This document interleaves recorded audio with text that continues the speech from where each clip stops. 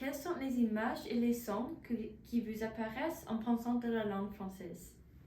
Peut-être vous pensez aux rues de Paris, tout en entendant les gens qui parlent en style français très précis, des baguettes à la main.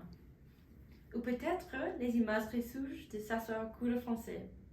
C'est mon stylo Kuhn, pas ma stylo.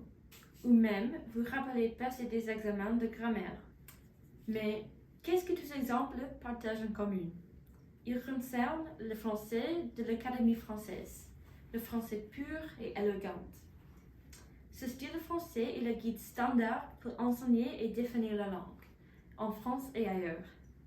Pour ce qui concerne l'apprentissage du français comme langue étrangère, abrégé comme le FLE, on acquiert la compétence de langue, mais le français qu'on apprend est celui de l'Île-de-France, la Provence qui consiste de Paris et la région qui l'entoure.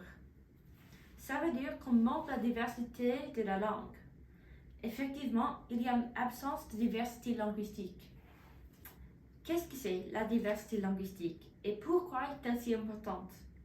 Quel est son rôle en étudiant le FLE?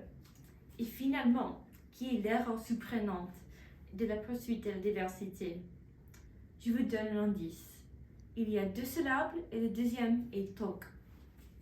On va tout discuter au cours de cette vidéo. Pour commencer, il faut qu'on définisse le terme diversité linguistique. Il est une idée qui se réfère à la réalité de l'existence de langues diverses et multiples dans le monde. Ça inclut des langues complètement différentes, mais aussi des variétés de la même langue. Par exemple, l'espagnol d'Espagne et de Chili. Similaires, mais pas pareils. Cette diversité est si importante car les langues représentent plus qu'une façon d'exprimer. La culture, la communauté, l'économie et plus sont liées à la langue. La disparition ou la mort d'une langue est souvent également une disparition de la culture d'un peuple. En conséquence, il faut que tout le monde batte pour maintenir le statut des langues du monde. Ok, madame sociologue, en quoi ceci a-t-il rapport avec le FLE? En effet, beaucoup. Je vous explique maintenant. Apprendre le français, en général, concerne le français pur de France.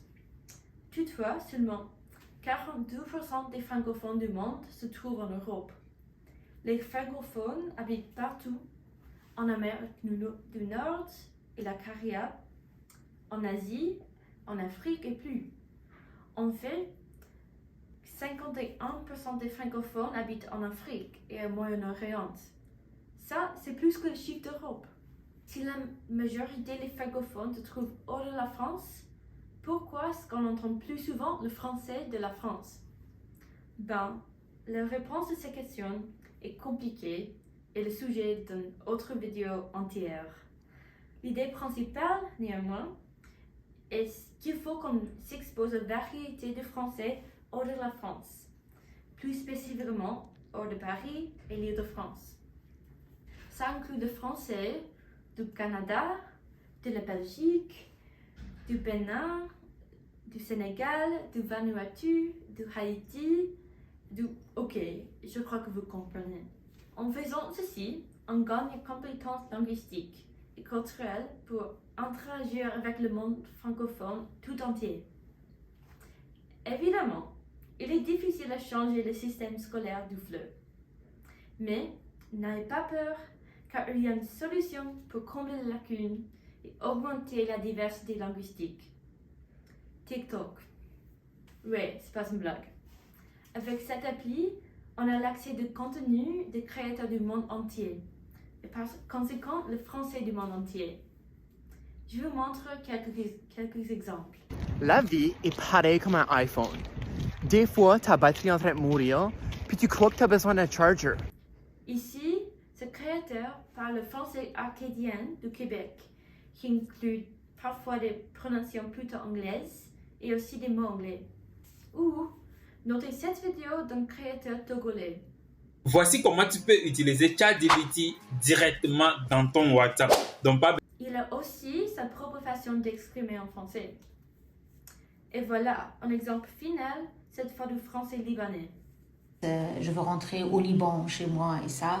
Et alors, par hasard, tu sais, كان في واحد لبناني ماري. On peut entendre un accent différent, mais aussi un mélange des langues, dans ce cas le français et l'arabe. J'espère que ces vidéos et shorts vous montrent une petite vue de la richesse linguistique du TikTok.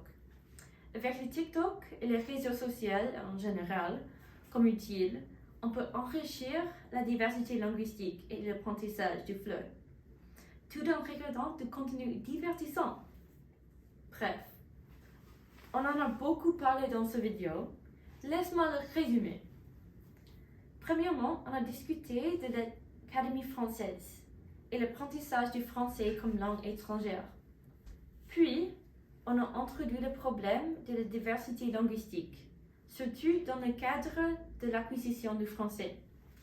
Finalement, on a proposé une solution pour augmenter la diversité linguistique et en apprenant le FLE, le grand pouvoir de TikTok.